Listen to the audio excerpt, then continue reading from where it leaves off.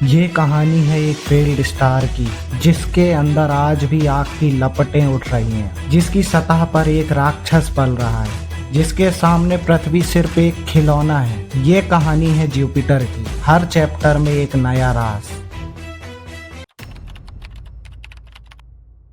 नमस्कार दोस्तों, आज हम बात करेंगे हमारे सोलर सिस्टम के राजा के बारे में, जुपिटर। यह एक सोलर सिस्टम का सबसे बड़ा प्लेनेट है। एग्जाम्पल के लिए पृथ्वी और जुपिटर को अगर सामने रखा जाए तो पृथ्वी सिर्फ एक अंगूर की तरह लगेगी। अगर इसके डायमीटर की बात करी जाए तो यह लगभग 1,43,000 किलोमीटर है, मतलब पृथ्वी से 11 गुना बड़ा।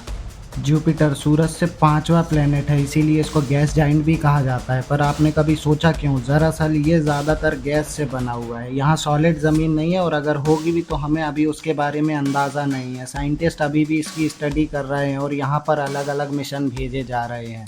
जुपिटर बहुत पुराना प्लेनेट है। ये कहना गलत नहीं होगा कि ये सोलर सिस्टम में बना हुआ सबसे पहला प्लेनेट है, जिसका जन्म लगभग 4.6 बिलियन साल पहले हुआ था। ये इतना बड़ा है कि सारे प्लेनेट का टोटल मास मतलब वजन मिला भी दो तो जुपिटर 2.5 गुना ज़्यादा भारी है। बस इतना समझ लो कि ये पूरे सोलर सिस्टम का बॉस है।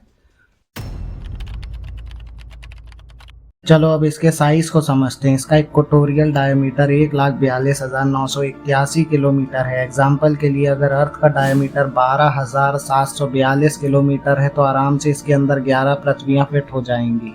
इसकी एवरेज दूरी सूरज से 778 मिलियन किलोमीटर है, या सिंपल कहें तो 5.2 एस्ट्रोनॉमिकल यूनिट्स की दूरी है। एक एस्ट्रोनॉमिकल यूनिट का इतना डिस्टेंस होता है जितना सूरज की लाइट को अर्थ तक आने में समय लगता है, और इस पर सूरज की रोशनी पहुंचने में पूरे 43 मिनट्स लगते हैं। दोस्तों, जुपिटर का रोटेशन बहुत तेज होता है। ये बहुत फास्ट घूमता है। यहाँ पे एक दिन 9 घंटे 55 मिनट की होती है, और इतनी फास्ट स्पीड से घूमने के कारण ये हमको पिचका हुआ दिखाई देता है। अब बात करते हैं जुपिटर के एटमॉस्फेयर के बारे में। जुपिटर का एटमॉस्फेयर सबसे सुंदर चीज़ों में से एक है। इसमें बादल तैरते हैं जो कि बने हुए होते हैं अमोनिया, वाटर वेपर, सल्फर और हाइड्रोजन और हीलियम से, और ये आपस में तैरते रहते हैं। एटमॉस्फेयर में ज़्यादातर हाइड्रोजन है लगभग 90%, और हीलियम है लगभग 10%। कुछ मात्रा में मीथेन और अमोनिया भी है। दोस्तों, अब आता है यहाँ पे एक ट्विस्ट है। जुपिटर बहुत फास्ट रोटेट करता है, और ये अलग अलग गैसें आपस में मिलकर जन्म देती हैं एक तूफान को, जिसका नाम है द ग्रेट रेड स्पॉट, या सिंपल कहूं तो जुपिटर का शैतान। ये 300 साल से चल रहा है, और इसकी स्पीड 400 से 500 किलोमीटर प्रति घंटा है।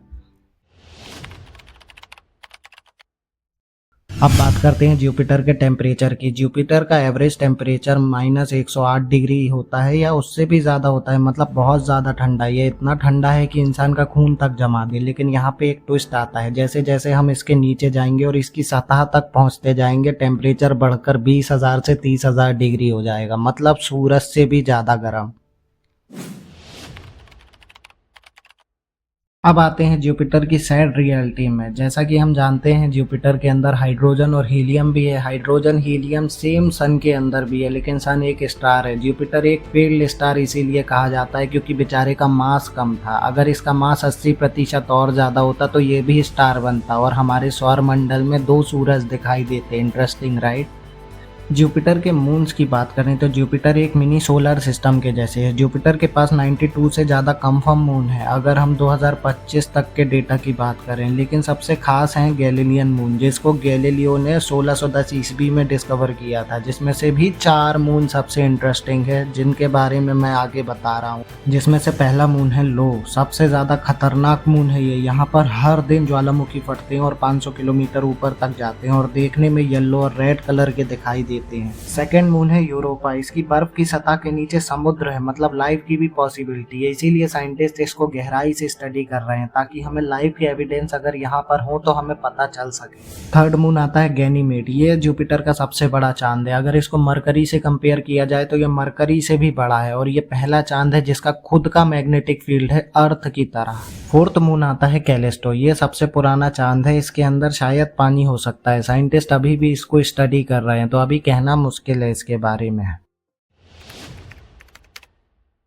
जुपिटर के पास खुद के छोटे रिंग्स भी हैं। ये बहुत कमज़ोर हैं। अगर सैटर्न से कंपेयर करें तो ये उतने चमकदार भी नहीं हैं। ये मेनली बने हुए हैं इसके चांद से आती हुई डस्ट से। साइंटिस्ट ने इसको 3 भाग में बांटा है, हालो, मेन और गुसैमर।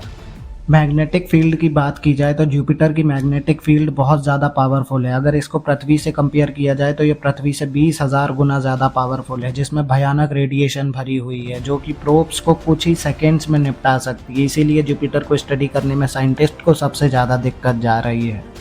जुपिटर के इंटरेस्टिंग फैक्ट की बात करें तो जुपिटर हमारे सोलर सिस्टम का सबसे इम्पोर्टेंट प्लैनेट है, क्योंकि इसने ही हमारे एस्टेरॉइड बेल्ट को बनाए रखा हुआ है। ब्राइटेस्ट स्टार है जुपिटर हमारे सोलर सिस्टम का वीनस के बाद, और ये एक फील्ड स्टार भी है। अगर थोड़ा और बड़ा होता तो ये एक सन ही बन जाता, लेकिन बेचारे की किस्मत खराब थी।